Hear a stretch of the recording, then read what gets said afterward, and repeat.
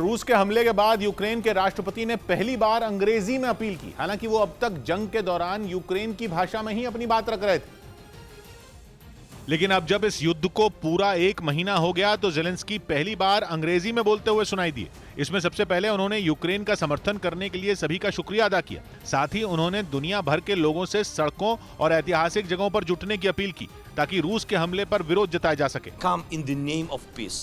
Come with Ukrainian symbols. माना जा रहा है कि ज़ेलेंस्की ने इस बार अंग्रेजी में यह अपील इसलिए की ताकि यूक्रेन और यूरोप से बाहर के लोगों से भी वो सीधे जुड़ सकें।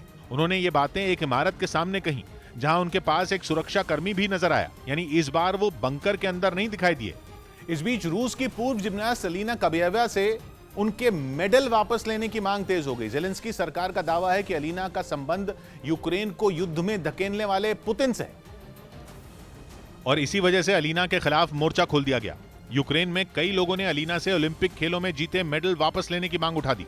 अलीना ने ओलंपिक खेलों में 2 मेडल जीते हैं। इसके अलावा उन्होंने यूरोपियन चैंपियनशिप में 21 मेडल अपने नाम किए, लेकिन उनकी इस कामयाबी पर मानो किसी की नजर लग गई हो।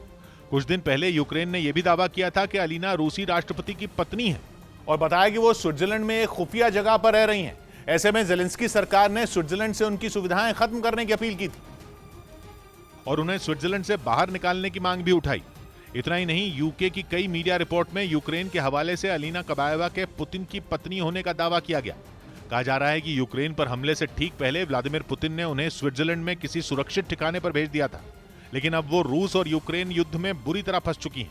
खबर है कि वहां के लोगों ने भी अलीना को स्विट्जरलैंड से बाहर निकालने की मांग तेज कर दी। बताया गया कि स्विट्जरलैंड के लोग उन्हें इसलिए अपने देश में ठहरने की जगह नहीं देना चाहते क्योंकि उनका मानना है कि अलीना के रिश्ते यूक्रेन को युद्ध में धकेलने वाले पुतिन से हैं।